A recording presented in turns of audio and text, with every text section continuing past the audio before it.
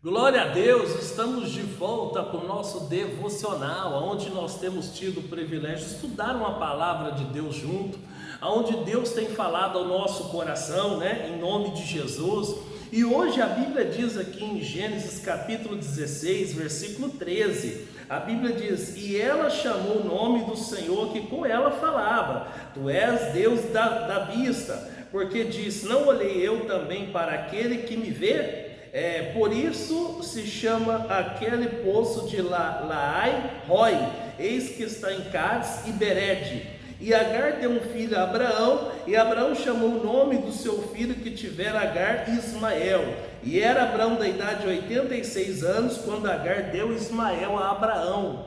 Você sabe da história, né? A Bíblia Sagrada diz que o Abraão foi para o Egito, e lá ele traz uma serva egípcia, a Agar. E a Sara não podia ter filhos. A Sara sugeriu: eu quero que você deita com a escrava, que você tenha filhos com Agar, e vai ser filho como se fosse filho dos meus joelhos, né? E aí acontece que um dia a Agar estava grávida, lá teve um desentendimento e Agar fugiu. E quando Agar foge, ela encontra o anjo do Senhor. E aí ela diz o seguinte aqui no versículo 13: e ela chamou o nome do Senhor que com ela falava, tu és o Deus da vista. Em outras palavras, eu não passo desapercebido diante dos olhos do Senhor. Oh, glória a Deus! Não existe ninguém que passa desapercebido diante dos olhos do Senhor. Eu posso ser distraído em relação aos meus liderados, como pregador. Às vezes eu posso ser injusto com alguém, não com dolo, né? Por exemplo, talvez por culpa, mas Deus não é distraído. Deus não se esquece daqueles que são seus. Quando o anjo fala para ela, falou: puxa vida, eu sendo uma simples escrava, Deus me vê. Ela coloca o nome, aqui é aquele Deus que vê. Nada está em oculto diante dos olhos do Senhor. O Senhor vê tudo. Ninguém passa desapercebido diante dos olhos do Senhor. A Bíblia diz em Hebreus capítulo 4, verso 13. Olha o que diz aqui Hebreus 4, 13. Porque a palavra de Deus, ela é viva e eficaz, é mais penetrante do que qualquer espada de dois gumes, e penetra até a divisão da alma e do espírito, das juntas e medulas, e é apta para discernir os pensamentos e intenções do coração. E não há criatura alguma encoberta diante dele, antes todas as coisas estão nuas e patentes aos olhos daquele com quem temos de tratar.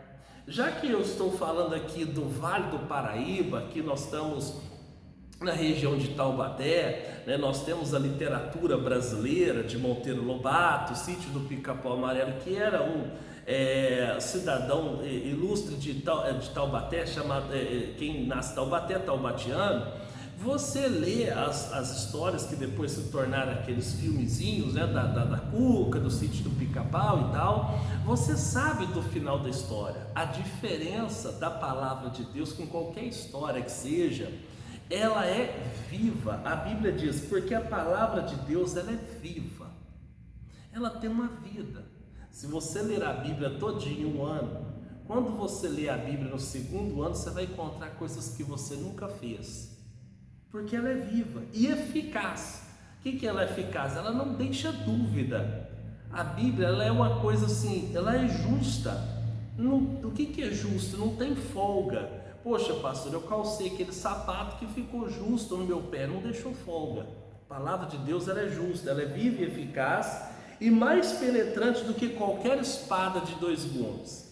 Isso não vai acontecer. Mas um exemplo, supomos, a Bíblia fala que ainda que venha um anjo do céu e anuncie outro evangelho além do que está colocado, está posto, seja anátema, amaldiçoado. Mas supomos que Deus fosse hoje escolher qualquer pessoa para escrever a Bíblia, fosse escolher a mim, fosse escolher você.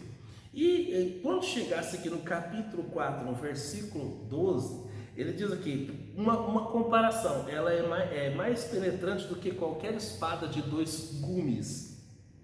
Naquela época, a arma mais tecnológica, nós estamos falando de luta medieval, eles tiveram a seguinte sugestão, a seguinte ideia: vamos fazer a espada que corta tanto indo quanto corta vindo, de dois gumes. mais ou menos como a espada de um samurai, né? Porque até então era aquela espada árabe, né? Que corta de um lado só. A espada mais tecnológica era a espada de dois gumes. Se a Bíblia fosse escrita hoje, Deus ia ditar, que ele ditou, os homens santos de Deus, não foi qualquer pessoa que escreveu. A Bíblia foi escrita em 40 séculos diferentes, né? 16 séculos diferentes, mais de 40 autores. Aí acontece o seguinte, Deus iria dizer o seguinte, escreve aí que a minha palavra é mais poderosa do que a terceira dimensão. Ela é mais poderosa do que o raio laser. Ela é mais poderosa do que a bomba atômica, é a palavra de Deus. E diz aqui mais, e penetra até a divisão da alma e do espírito. Tem gente que faz uma salada. Tem gente que não sabe quando é alma, quando é espírito. O homem é tridimensional, o homem é espírito, alma e corpo.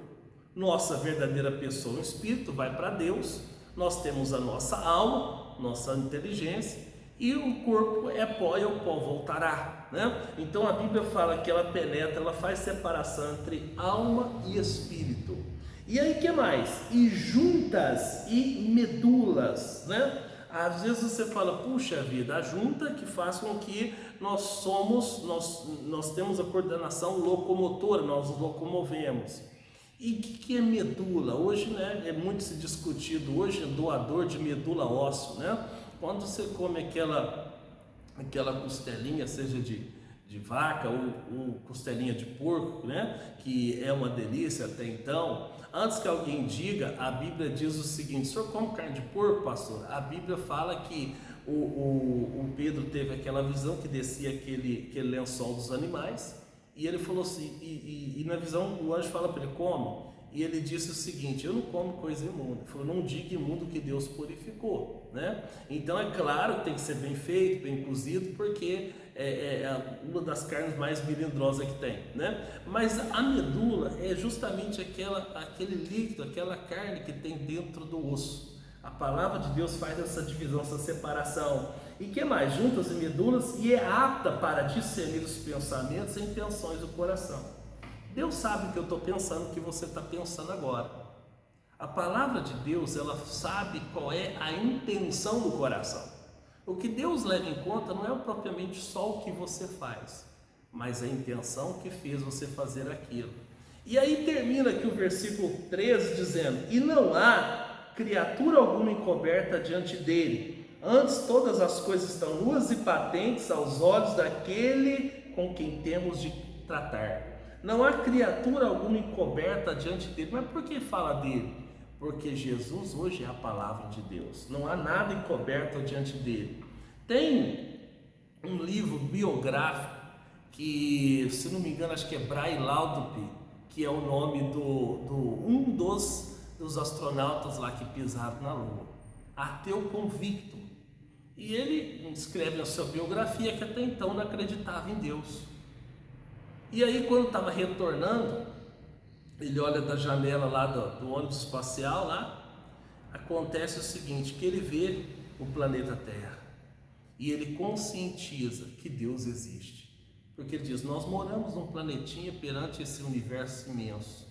E lá não sei quantos mil pés de altura, lá no espaço, ele vai e ele tem essa consciência que Deus existe.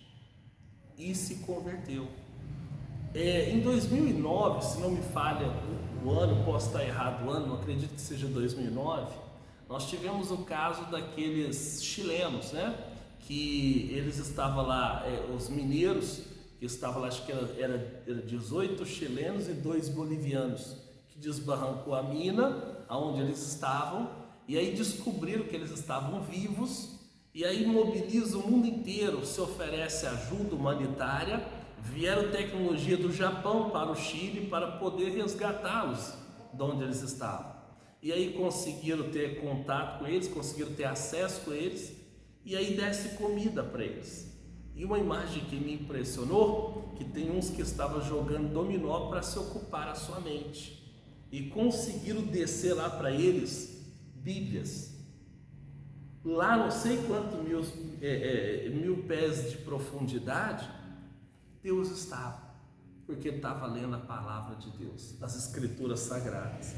Então nós temos que estar na vontade do Senhor, em nome de Jesus, porque é o nosso Deus que nos abençoa. Ele é Senhor da nossa vida, em nome de Jesus. Ninguém passa desapercebido. Para finalizar, o Jó capítulo 34, versículo 21, olha o que o Jó disse aqui, ó. Jó é antes de Salmos. Se você fechar a Bíblia e abrir no meio, o livro do meio é Salmos. Antes de Salmos é Jó.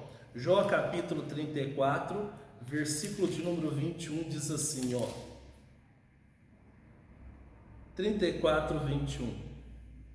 Porque os olhos de Deus estão sobre os caminhos de cada um, e Ele vê todos os seus passos.